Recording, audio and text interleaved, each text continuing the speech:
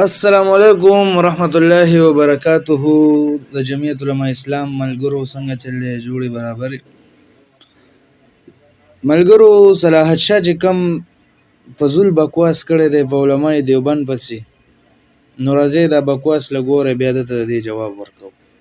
دغه شومې او دغه صابونونه او دا خیراتونه الواګانې دا په دواړه لاسه چې دو خوري که نه، نو دا پنجپیریان ورته وایي چې ګوره د الوا خوړل ومه یو طریقې په دواړه لاسه اړو مه خورئ که نه سړو، څه طریقې سره خورئ. او دلته مولانا فضل الرحمن دی چې کوم دین و هغو خو د دغه خبرې خلاف دي چې یاره خیرات دې ومهی، دغه صابون چې دی نو چې دوکان نه راوړو نو دغه ځای نه یې ولې نه راوړو، الوا پکې میلاویږي، سخات پکې میلاویږي، سرمن پکې میلاویږي، مړه خو چې څه شی که نه چې د دو جیب ته پیسه راځي نو هغه شی به حلال دي. تاسو د دې بې غیرت او د دې بړوا د دې کنجر دا بکواس واورېده چې دې کنجر په علماء دیوبند پسې کم بکواس کړی، هغې ته یې بدعتیان ویلي دي. او بیا چې راځي که پنجپیرۍ راځي او که یوتې راځي نو مولانا فضل الرحمن صاحب یادوي. بس مولانا فضل الرحمن صاحب یادوي. هلکه مولانا صاحب یو داسې لیډر دی په اسلامي دنیا کې چې هغه مکمل د دې شیګنو خلاف دی. د ممات او د حیات او د اختلافات لږ سایډ ته کېدی چې بیروني کم سازشونه دي، بیروني کم حملې کېږي په ملک باندې، دغې سام نه وکړي. اوس مماتیان او یوتیان دا راځي او مولانا فضل الرحمن صاحب پسې بکواسات کوي. نو صلاحت شاه ته خو زه دا وایم چې بھائی جانه ته کله لاړ شې که نه، او ته کله د رسول الله صلی الله علیه وسلم روضې مبارکې ته ودرېږې نو هغه هلته تا نه مخ اړوي، ته څنګه په علماو پسې بکواس کوې؟ ستا خو نه ږیره شته دی، د شکل هغه ادرنګ هغه بینګ دکې نشته دی چې ستا رنګ څنګه بینګ لري، او ستا د رنګ بیخي اړو څه خوږوالی لري نه، پیکه سیکه رنګ دی. ته د رسول الله صلی الله علیه وسلم په زړه باندې چاړه راکاږي یو طرف ته، او بل طرف ته راځي په علماو پسې بکواس کوي، د هغه وارثانو پسې.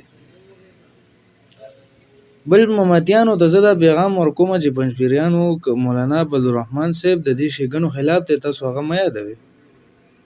کله چې مفتی توصیب له مناظر اسلام وکیل احناف ترجمان دیوبند شهسوار المیدان مناظر حضرت مولانا مفتی محمد ندیم المحمودی صاحب د مناظرې چیلنج ورکو، نو مفتی توصیب ورته وویل چې ته ماله د مولانا فضل الرحمن صاحب نه دستخط روړه.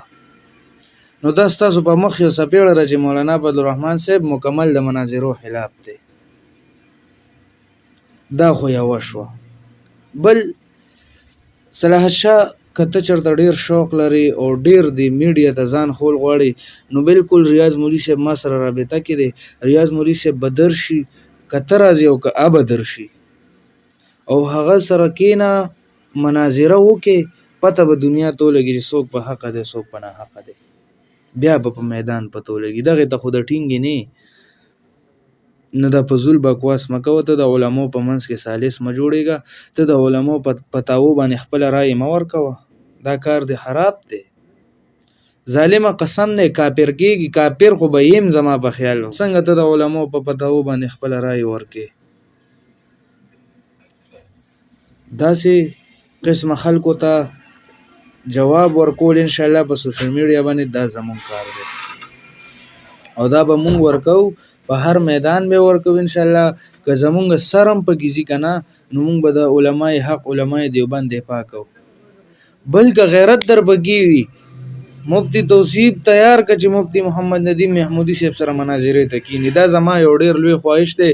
زما نمبر 0325 9924 508 په دې زما واتساپ هم دی. بالکل ما سره رابطه کې شه. د مفتی صاحب جیز نمبر هم ما سره دی، د مفتی صاحب ټیلینار نمبر هم ما سره دی، د مفتی صاحب د واتساپ نمبر هم ما سره دی. مفتی صاحب ما سره په رابطه کې دی. زه الحمدلله خپله د مفتی صاحب یو قسم لا شاګرد یم، هر وخت هغې سره زه رابطه کېیم.